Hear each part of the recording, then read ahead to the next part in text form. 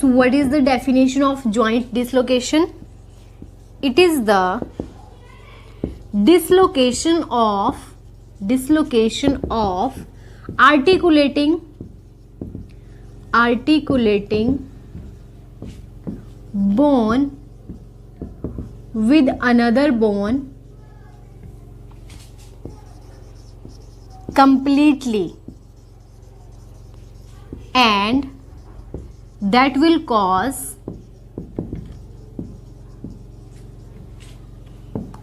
disability of joint.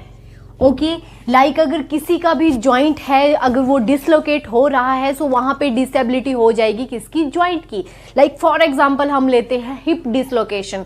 Hip dislocation किस किस को हो सकता है? या तो ओवरवेटेड पेशेंट है उसको भी हो सकता है, किसी को कोई फॉल हो गया है, कोई एक्सीडेंट हुआ है, ट्रोमा हुआ है, ब्लंट फोर्स लगी है, उसके कारण वहां पे उसको हो सकता है hip dislocation. Mainly hip dislocation में क्या रहता है?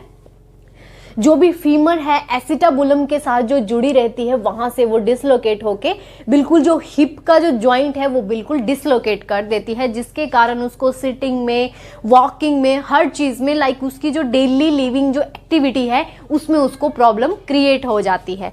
सो next one is the causes. क्या कॉजेज रहेंगे वहां पे? या तो हो सकता है वहां पे कोई accident, obese person, weak bone, like जो बोन है वो बिल्कुल वीक है, ऑस्टियोपोरोसिस, ऑस्टियोमाइलाइटिस, ऑस्टियोमलेशिया, ये सारी डिजीज कंडीशन कॉज कर सकती हैं क्या? Dislocation. Osteoporosis. Next one, any bone infection, smoking,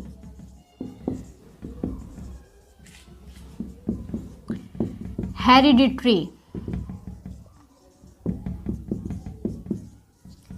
deficiency of calcium and vitamin D. Okay, so ये सारे क्या थे? Causes of the joint dislocation. और मेनली मैंने आपको बताया, अगर आपको फॉर एग्जांपल लिखना है सो आपने लिखना है वहां पे हिप डिसलोकेशन. सो ये रहे आपके कॉजेज. नेक्स्ट हम देखते हैं इसके साइन एंड सिम्टम कि हिप डिसलोकेशन जिस भी पेशेंट का हो जाता है उसमें क्या क्या साइन एंड सिम्टम वहां पे शो होंगे.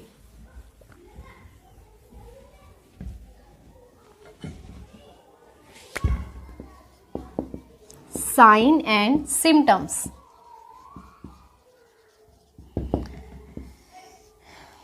सबसे पहले क्या होगा उसका? Dislocation of joint. देखो पहला ही साइन क्या होगा? डिसलोकेशन ऑफ जॉइंट, बिकॉज उसको फील होगा कि जो मेरा जॉइंट है, लाइक ये एल्बो जॉइंट है, शोल्डर जॉइंट है, अगर वो इस तरह से कहीं पे गिर रहा है सो जो उसका शोल्डर जॉइंट है वो वहां से निकल जाएगा, उसको फील होगा, बिकॉज उसको सीवियर पेन वहां पे प्रेजेंट रहेगा. सो सबसे पहले dislocation of joint. Second one, severe pain. Severe pain रहेगा. Difficulty in performing activities.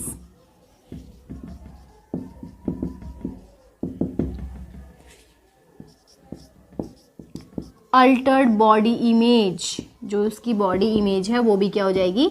Altered हो जाएगी.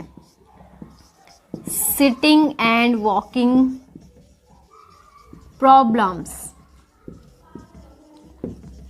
सिटिंग और वॉकिंग में भी उसको क्या रहेगी? वहां पे प्रॉब्लम्स रहेगी. सो मेनली ओवरऑल ये साइन एंड सिम्टम है, और सारे आपको दिख सकते हैं. वहां पे जॉइंट डिसलोकेशन हो रहा है, उससे चला नहीं जाएगा, बैठा नहीं जाएगा, ठीक है, कोई भी उसकी एक्टिविटी है वो उससे होगी नहीं, इन्फेक्शन हो सकता है, ब्लीडिंग हो सकती है, फ्रैक्चर हो सकता है, ठीक है. सो ये सारे साइन एंड सिम्टम कोलैबोरेट करके वहां पे देखने को मिलेंगे. After the sign and symptom हम देखते हैं इसके diagnostic evaluation. So next one is the diagnostic evaluation related to the joint dislocation.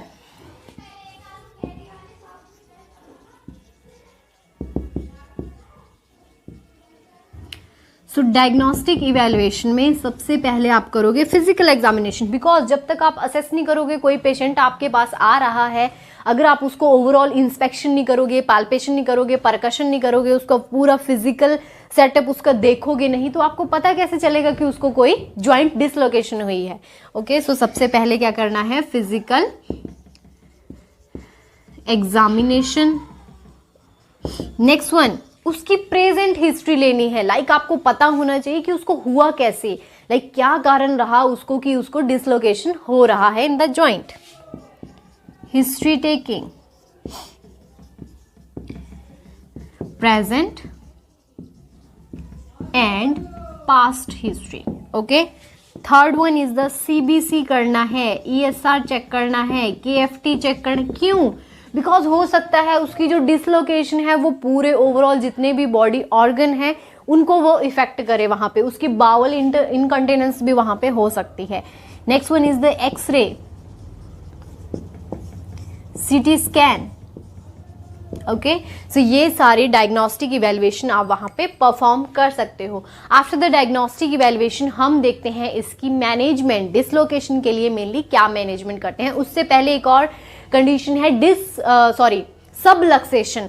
Subluxation it means जो जॉइंट है या फिर आप बोल सकते हो जो बोन के साथ जो दूसरी बोन जॉइंट करती है वो आधा सा वहां से क्या हो रहा है, डिसलोकेटेड हो रहा है, उसको हम बोलते हैं सबलक्सेशन। सब इट मीन्स हाफ, ठीक है, लक्सेशन मतलब लोकेशन। ओके, इट मीन्स जो उसकी हाफ लोकेशन है वहां से वो डिसलोकेटेड हो गया है।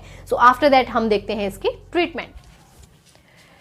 So after the diagnostic evaluation of the joint dislocation हम देखते हैं इसकी ट्रीटमेंट। सो ट्रीटमेंट में मेनली क्या करना है, जॉइंट डिसलोकेशन हो गई, इट मीन सबसे पहले आपको करनी है इमोबिलाइजेशन। लाइक जितना भी वहां पे जॉइंट है या फिर कोई भी अगर फ्रैक्चर हुआ है वहां पे, सो उसको सबसे पहले हमने क्या करना है, इमोबिलाइज्ड।